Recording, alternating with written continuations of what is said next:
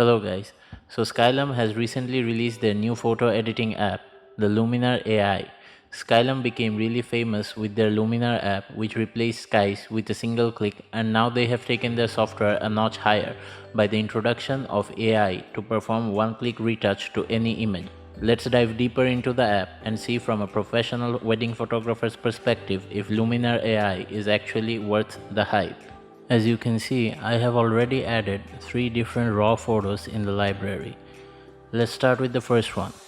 This is a shot of my wife holding fairy lights. I took it using my Nikon D750 and the 85 1.8G. When we go into the templates, we can see that the app is referring 3 preset templates: big city lights, influencer, and close-up. We can use the presets found under these tabs, and we can see that the AI applies an overall makeover on the entire image according to its own understanding. It may work for you sometimes, but it may not give you the results that you are targeting to achieve. If we try the experimental tab, we will find a lot of filters containing flares and burns.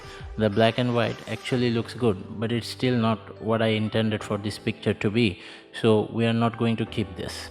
You can obviously move to the edit tab to individually adjust everything, and that will give you more control over the image, and that is what I would suggest, as it will give you many of the benefits of Lightroom and Photoshop, but it will take a very short amount of time. Let's move on to the second shot I took using the 24-70 recently at a wedding. The app again suggesting that it's a landscape and is offering the big city lights tab. As this is a low-key high-speed sync photo, the app is having difficulties understanding what the photo actually is.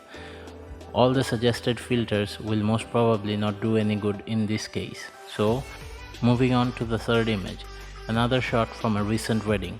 In this photo, the app is suggesting a few good tabs it seems. Let's try the options, and the Toronto looks pretty good. It's close to what I had in mind for this image, so we'll keep this one. Now let's take a look at the first image again.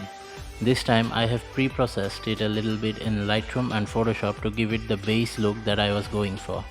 Now if we move into the experimental tab and try a few flares, we can find a good fit for this.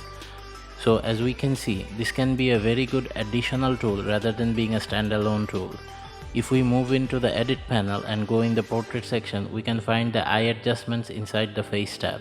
We can easily enhance the eyes or change the colors and looks according to taste, which would take a long time in Photoshop. Now we can adjust body shape, face shape, and do skin retouching, which in this case is not necessary, but we have the option to do so.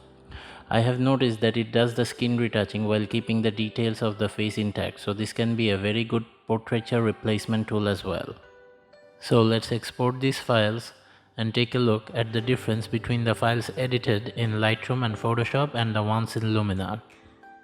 In this photo, the AI really didn't understand the entire picture, so my manual retouching in Lightroom and Photoshop came out way better and spot on, as Lightroom and Photoshop lets you decide what you want to achieve. In the second picture, the AI did pretty well.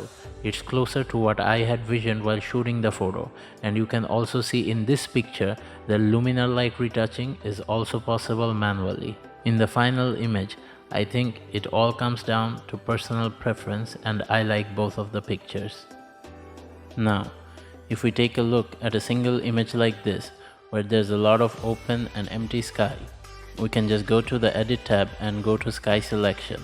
Find a sky that fits well and adjust the settings such as the amount of focus, white balance, and exposure accordingly.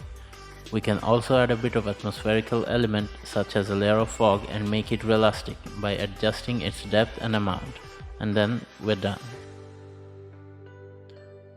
But when it comes to weddings, there is a sequence to maintain. Everything happens in a subtle progression, and you have to maintain that even in your post-processing. If a sequence has 10 photos, then those 10 photos has to look similar. You cannot deliver 10 dramatically different looking images of one sequence. So for raw batch processing of a wedding assignment, Lightroom or Photoshop will still be a better choice. But that's not to say that this is not for professionals.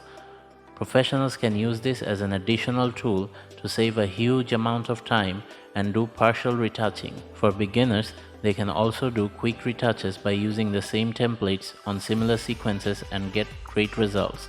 Luminar 4 was a blessing for landscape photographers, and this came really close to being the same for portrait photographers. But I do not think the app itself is matured enough to completely replace existing professional post-processing setups, but with future updates I can see this coming quite close.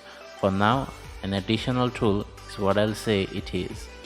Thanks for joining. Please like, comment and subscribe for future uploads. Take care.